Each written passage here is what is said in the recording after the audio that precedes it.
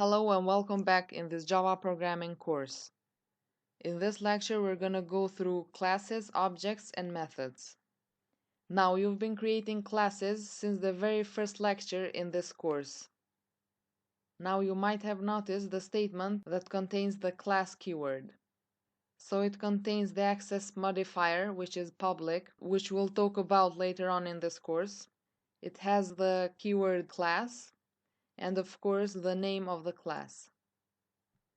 You can create as many classes as you want for your application. However, there must exist only one public class and only one public static void main method. So only one entry point. I'm gonna go ahead and create another class for this application. So the other classes that you create cannot have the public word at the beginning. So it must be like this. Class, for example, methods. And I'm gonna open the curly braces.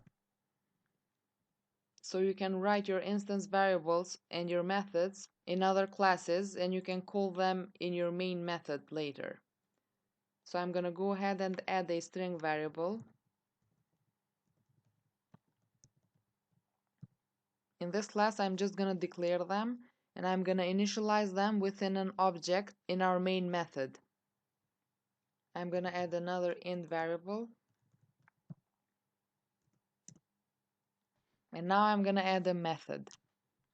Now the structure of a method is as follows. I'm gonna write the basic required structure of a method.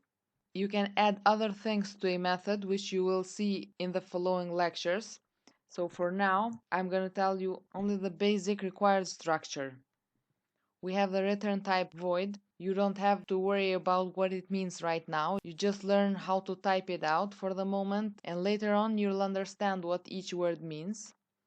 So I'm gonna name this method run. You can name it whatever you want. Then there are required parentheses, which we will use to put in method parameters.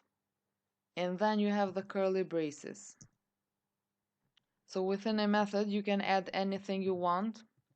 I'm gonna type sysout, control space. I'm gonna type here a string that says running. Then I'm gonna add another statement.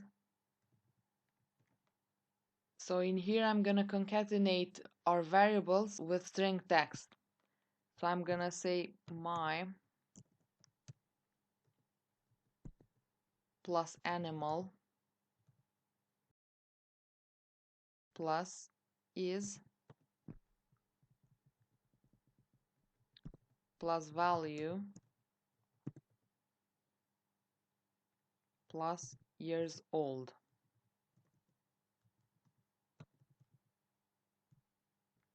Now typing out a method doesn't do anything until you call it somewhere.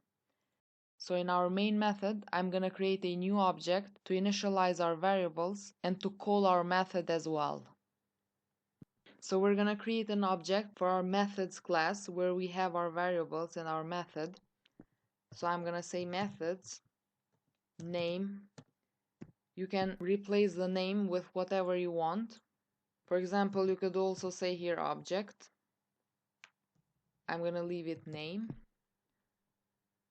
Then you have the new keyword. Then methods again.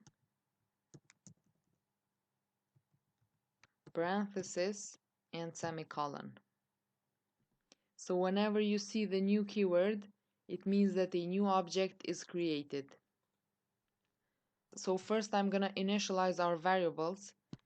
I'm gonna say name dot. So you must use the name of your object, then you put a dot, then you use the name of your variables. In this case, animal equal to, then you give it a value. So I'm gonna say cat, semicolon. Then I'm gonna say name dot value equals 9. And then I'm gonna call our method. Again, I'm gonna say name and then run.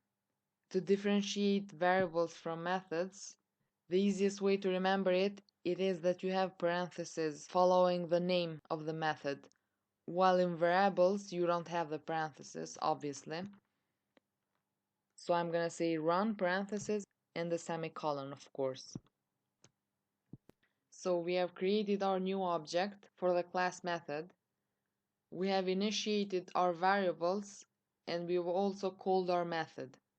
So if we click run, we have our first statement running. Then we have our concatenated strings with variables. So we have my animal, which value is cat, is the value of variable value is 9, and you have years old. So my cat is 9 years old. You can go ahead and add whatever you want in a method. So for example, I'm gonna add here a standard for loop.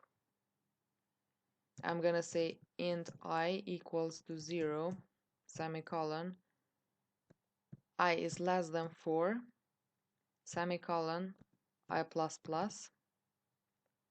I'm gonna open the curly braces. Then I'm gonna put our statement within it.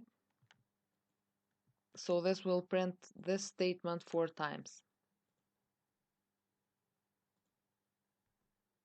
So as you can see, my cat is 9 years old is printed 4 times. So methods are quite useful and pretty flexible. You can add switch statements, enhance for loops, while loops, or anything you want to them. So if this seems a lot of information at once, you have this code in the resources section. You can play around with it and change the values. And after practicing a little bit, you'll see that it is very simple. So that's it for this lecture. In the following lectures, we will expand our knowledge on methods. So stay tuned and see you there.